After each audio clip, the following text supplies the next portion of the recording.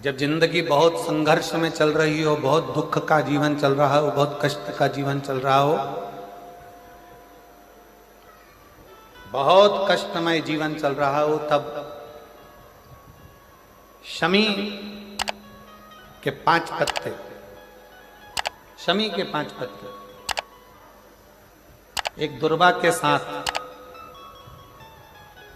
एक अक्षत चावल का एक दाना, वो भी हल्दी में भिंगोया हुआ हो या केसर में भिंगोया हुआ हो,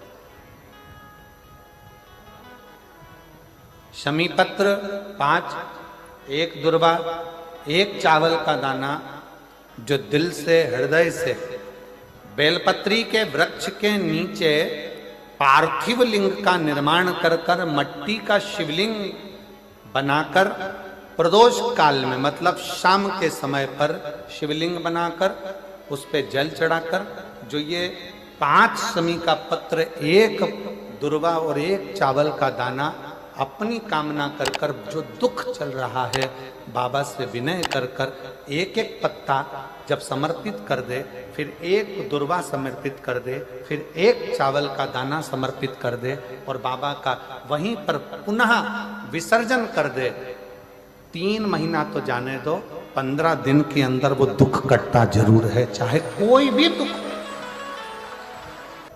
किसी भी तरह का दुख क्यों हो। एक बेलपत्र के वृक्ष की परिक्रमा करने वाले को हजारों अश्वमेध यज्ञ का फल प्राप्त हो जाता है, हजारों अश्वमेध यज्ञ का फल प्राप्त हो जाता है। उसी तरह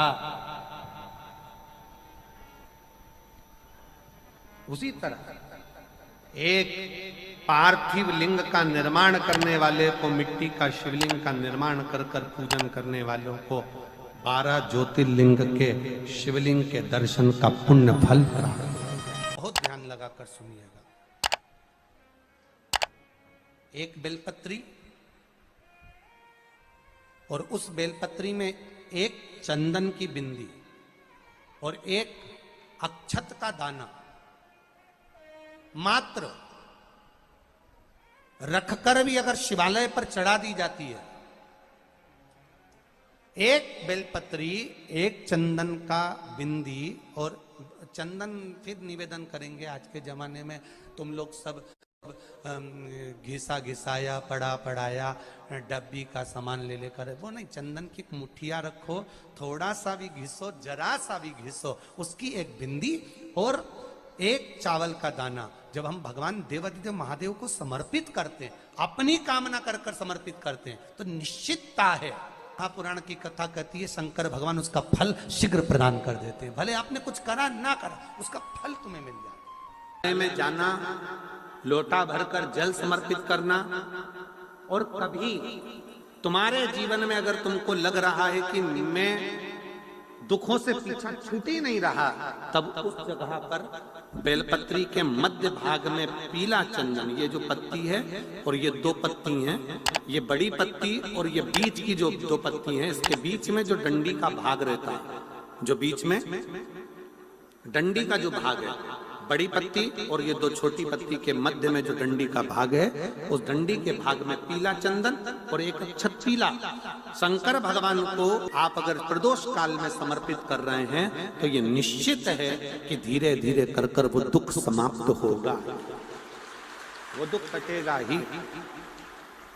प्रगत वर्णन किया गया शंकर भगवान की आराधना में, शिव की आराधना में, जब तुम्हें लगता है कि तुम्हारा व्यापार नहीं चल रहा, कोई तुम्हें धोखा दे रहा है, लक्ष्मी नहीं आ रही, बहुत चिंता में पड़े हुए हो, बहुत टेंशन में जिंदगी चल रही है, बहुत बीमारियां तुमको घेर ली है और चारों तरफ अंधेरा ही अंधेरा नजर आ रहा है, तुमने विचार करा अब मैं तो मर जाऊं तो अच्छा, मैं सुसाइड कर लूं तो अच्छा, मैं मर जाऊं तो अच्छा, तो मरने से पहले एक काम कर कर देखना, शंकर भगवान की आराधना कर कर देखना, शिव पर एक लोटा जल चढ़ा कर देखना, और ज्यादा चिंता, ज्यादा टेंशन हो तो बेलपत्री के जड़ को घिसकर उसका चंदन बनाकर शंकर को लेपन कर कर उसकी भी आराधना कर कर देखना कि बेल चंदन का फल क्या। बेलपत्र, एक बेल, ये कोई साधारण नहीं, एक बेलपत्र एक बेल, ये कोई साधारण नहीं, एक बेल। इसकी नीचे की डंडी से लेकर ये दो पत्तियां जहां लगी हैं और दो पत्ती से लेकर ये बीच की जो पत्ती है उसमें जो गैप है, उसमें जो जगह है, दिख रही है आपको? ये दो पत्ती से लेकर बीच की पत्ती के बीच में जो जगह खाली रहती है, 33 कोटि देवी देवताओं विराजमान रहते हैं इस बीच की जगह में। जब शिव जी को चढ़ाया जाता है तब इस पत्ती के बीच की जगह शंकर के शिवलिंग पर रखा जाता है, तो शिव जी इतने प्रसन्न होते हैं कि मेरी स्तुति करने के लिए ये भक्त 33 कोटि देवताओं को लेकर आया है, मेरी स्तुति करने के लिए। लोग चावल लाए, लोग अंबारियां लाए, धन लाए, दौलत लाए, संपदा लाए, पर एक शंकर का भक्त ऐसा होता है जो एक बेलपत्री के रूप में 33 कोटि देवताओं को, 64 योगिनियों को, आदि शक्तियों को शंकर को समर्पित करता है। कितना सुंदर संवाद है, कितना सुंदर बात कही कि भूल से भी किसी तीर्थ में नहीं गए, कहीं हमने गौदान नहीं करा, कहीं हम किसी तीर्थ में नहीं गए, हमने कहीं गौदान नहीं करा, हमने कहीं ब्राह्मण भोजन नहीं कराया, हम कहीं गंगा यमुना कावेरी सरस्वती नर्मदा छिपरा पुण्यवान नदी में हम स्नान नहीं कर पाए। शिव महापुराण की कथा कहती है भूलवश भी अगर पिपलेश्वर या बटकेश्वर किसी शिवालय पर भूल से भी अगर एक लोटा जल चढ़ जाता है तो देव अधिदेव महादेव सारे तीर्थों का फल अपने आप प्रदान कर देते हैं। भूल से भी चढ़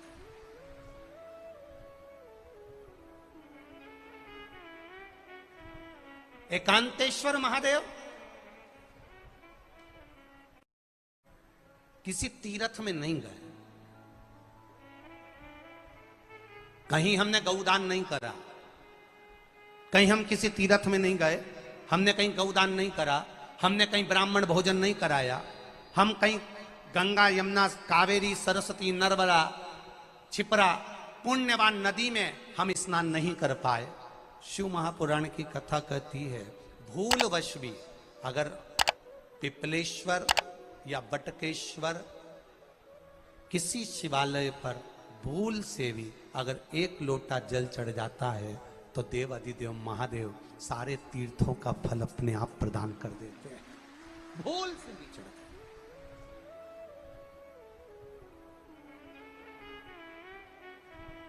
एकांतेश्वर महादेव जो कि एकांत में बैठा हुआ है, एकांतेश्वर महादेव अकेला बैठा है अलमस्त होकर। आप जा रहे हो गाड़ी लेकर, आप 4 व्हीलर गाड़ी में जा रहे हो, ट्रैक्टर में जा रहे हो, ट्राली में बैठकर जा रहे हो, क्रूजर में बैठकर जा रहे हो, 2 व्हीलर गाड़ी में बैठकर जा रहे हो, और एकांतेश्वर महादेव का मंदिर दिख गया कोई एकांत में, भले उसका नाम नहीं मालूम तुमको कि कौन सा महादेव, पर अकेला बैठा है जंगल में वृक्ष की छांव में एक ओटले पर, कोई दीवार नहीं, कोई जाली नहीं, कोई गेट नहीं, कुछ भी नहीं। ये शिव मंदिर में जाकर एक लोटा जल समर्पित करती थी, और शास्त्र कहता है कि शंकर के मंदिर में अगर एक लोटा जल कोई एक परिवार का व्यक्ति भी समर्पित कर रहा है तो समझ लेना कि वो अपनी 71 पीढ़ी को पार लगा रहा है। वो अकेला नहीं, 71 पीढ़ी को पार लगा रहा है। शिव महापुराण की कथा कहती है जब बच्चा गर्भ में आता है, माता के गर्भ में जब संतान आती है और माता के गर्भ में जब संतान रहती है, उस 9 महीने में स्त्री नारी अगर कहीं शंकर के मंदिर के सामने से निकल जाए, या शिवालय का जल स्त्री को मिला हो, या शंकर भगवान का कोई प्रसाद, या शंकर भगवान का कोई नाम जाप, या शंकर भगवान का कोई मंत्र जाप उस स्त्री के कानों में पहुंच जाए, तो जो गर्भ में बच्चा होता है वो बच्चा शंकर की कथा तक या शिवालय तक उसको बिना बोले ही वो अपने आप चला ही जाता है, पहुंच ही जाता है। उस गर्भ में रहने वाले बच्चे को भगवान शंकर के मंदिर के सामने से भी कोई गर्भवती स्त्री निकल कर चली जाती है तो उसका भी फल उसको प्राप्त हो जाता है। उसका भी फल उसको प्राप्त हो जाता है। और वो फल साधारण नहीं होता। क्यों? बेलपत्री को जब भी चढ़ाया जाता है तो पीछे की डंडी पकड़कर नहीं चढ़ाया जाता। बेलपत्री को चढ़ाने के लिए मध्य भाग को, जैसे यह बेलपत्र होता है तो इसका मध्य की जो डंडी होती है, मध्य भाग होता है बेलपत्री का, तब मध्य भाग को पकड़कर हम भगवान शंकर को बेलपत्र समर्पित करते हैं। कोई भी बेलपत्र ऐसे नहीं चढ़ाता कि डंडी पकड़ के चढ़ा दिया, फिर पीछे की डंडी पकड़ के चढ़ा दिया, फिर पीछे की डंडी पकड़ के चढ़ा दिया, फिर डंडी पकड़ा, फिर चढ़ा दिया ना। मेरे देवादिदेव महादेव को जब भी बेलपत्र चढ़ाया जाता है तो मध्य भाग, पीछे की डंडी पकड़कर नहीं, मध्य भाग से भगवान शंकर को बेलपत्र समर्पित किया जाता। मध्य भाग से जब भी पकड़ेंगे तो मध्य भाग को पकड़कर बेलपत्र समर्पित करेंगे। क्यों?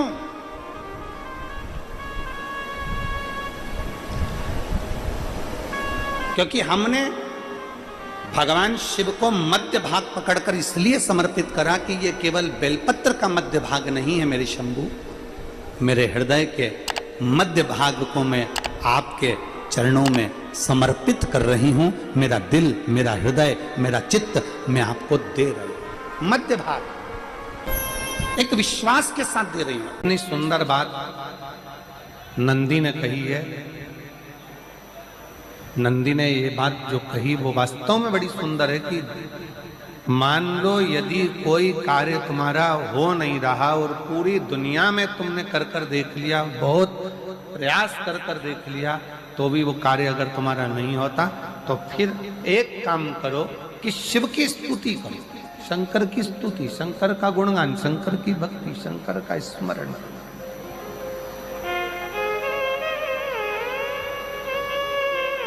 फिर शिव की स्तुति करिए, शंकर से विनय करिए, शंकर से निवेदन करिए, शंकर का गुणगान करिए।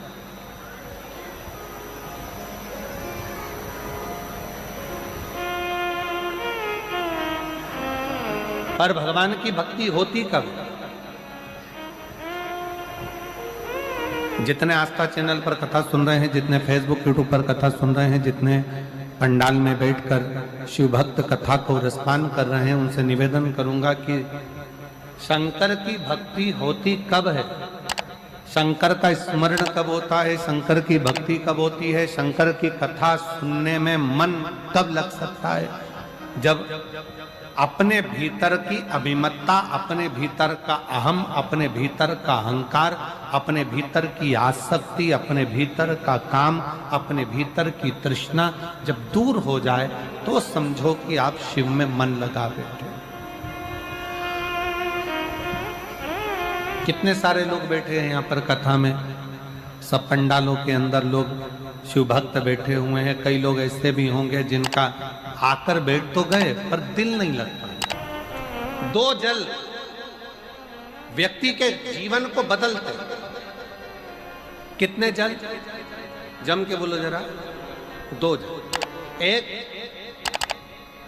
देवादिदेव महादेव के लिए भरा गया एक लोटा जल, और दूसरा है स्वयं के लिए भरा गया एक लोटा जल। यहाँ पर अगर बुजुर्ग मेरी माताएं बैठी होंगी, मेरी जीजियां बैठी हैं, मेरे जीजा बैठे हैं, बुजुर्ग जितनी माताएं बैठी हैं, वो पुराने समय का अगर लेख उठाकर देखेंगे तो पुराने समय के लोग भोजन करने बैठते थे ना, तो भोजन करने से पहले अपने पानी के लोटे को भरकर, अपना गिलास भरकर बैठते थे। किसी ने देखा है कि नहीं देखा? जम के बोलो जरा, देखा है आप लोगों ने? पुराने समय के लोग जब भोजन करने बैठते थे, पुराने समय के लोग जब भोजन करने बैठते थे तो अपना पानी का गिलास, अपना पानी का लोटा पहले भरकर आसन लग जाता था। बहू आसन लगा देती थी, बहू खाना बना देती थी, घर की पत्नी खाना बना देती थी, भोजन बना देती थी, घर के लोग भोजन दे देते थे। थाली कोई भी लगा कर ला कर दे, थाली कोई सजा कर ला कर दे, पर घर का जो व्यक्ति खाना खाने बैठता था, भोजन करने बैठता था, वो अपना पानी स्वयं भर कर बैठता था।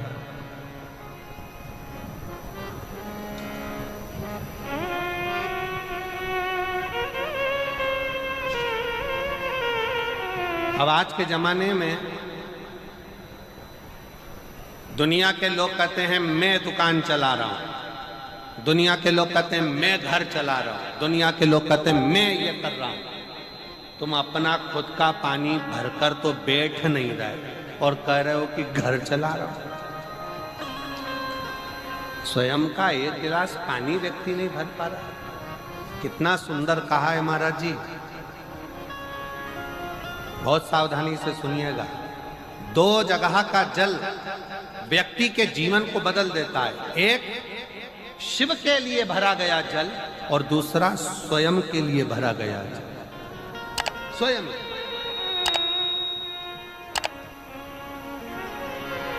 शंकर के मंदिर में जा रहे हो, एक लोटा जल अपने घर से भरकर लेकर चले जाओ और अपने घर में जब तुम भोजन करने बैठ रहे हो, जब तुम रोटी खाने बैठ रहे हो, भोजन करने बैठ रहे हो, भोजन ग्रहण करने बैठ रहे हो, जब तुम भोजन को ग्रहण करने के लिए बैठ रहे हो, तब अपने घर में जब तुम भोजन ग्रहण करने बैठ रहे हो तो एक लोटा जल या एक गिलास पानी भर कर बैठो। बहू अच्छी है, पानी भरेगी, मना नहीं है। बेटा अच्छा है, पानी भरेगा, मना नहीं है। पोता अच्छा है, पोती अच्छी है, नाती अच्छा है, पंती अच्छा है, घर में सब अच्छे। तुम्हारी पत्नी भी अच्छी है, तुम खाना खाओगे तो वो पानी ला कर दे देगी। तुम्हारी बहू भी अच्छी है, तुम भोजन करोगे तो वो पानी ला कर दे देगी। तुम्हारा परिवार का हर व्यक्ति अच्छा है, तुम्हारा कहना मानता है। तुम जिमने बैठोगे, भोजन करने बैठोगे तो वो पानी ला कर देगा। पर शिव पुराण की कथा कहती है, जो व्यक्ति भोजन करते समय अपना जल स्वयं भर कर बैठता है, उसकी जिंदगी में से 3 रोग समाप्त हो जाते हैं। कितने रोग समाप्त हो जाते हैं? 3। पहला, अपना जल स्वयं भर कर बैठने वाले के घुटने का कभी भी डॉक्टर उसके घुटने बदलने का बोलेगा ही नहीं, घुटना बदल ही नहीं सकता। स्वयं का जल भर कर बैठो। दूसरे नंबर पर, जिसकी रीढ़ की हड्डी में कमर से लेकर कंधे तक जिसकी हड्डी में दर्द होता हो, या जो सुबह सुबह सोकर उठता हो और उसके कंधे दुखते हो या पीठ दुखती हो। दूसरे नंबर का रीढ़ की हड्डी का दर्द। और तीसरे नंबर का, डॉक्टर को दवाई खा खा कर परेशान हो गए और आधा सिर का रोग, भुकुटी, ये भौएं दुखती हो, सिर दुखता हो, ये कान के पास का दर्द होता हो, तो अपना भोजन करते समय अपना पानी स्वयं भर कर बैठो। आपको ये 3 रोग से मुक्ति अपने आप मिलना प्रारंभ हो, अपने आप। अब किसी ने कहा, गुरुजी पत्नी पानी ला कर देती है, पति पानी ला कर देता है, बेटा पानी ला कर देता है, बहू पानी ला कर देती है, पोता पोती पानी ला कर देते हैं, नाती पंती पानी ला कर देते हैं, नौकर लगे घर में वो पानी ला कर देते हैं, सेवादार लगे घर में वो पानी ला कर देते हैं, तो हमको पानी लाना क्यों जरूरी है?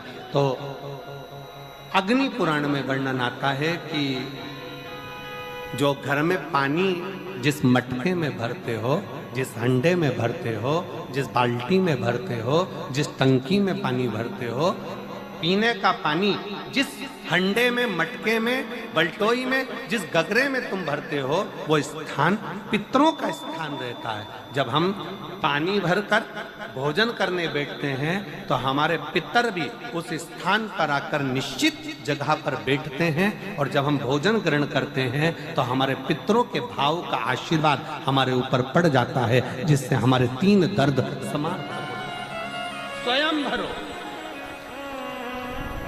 स्वयं।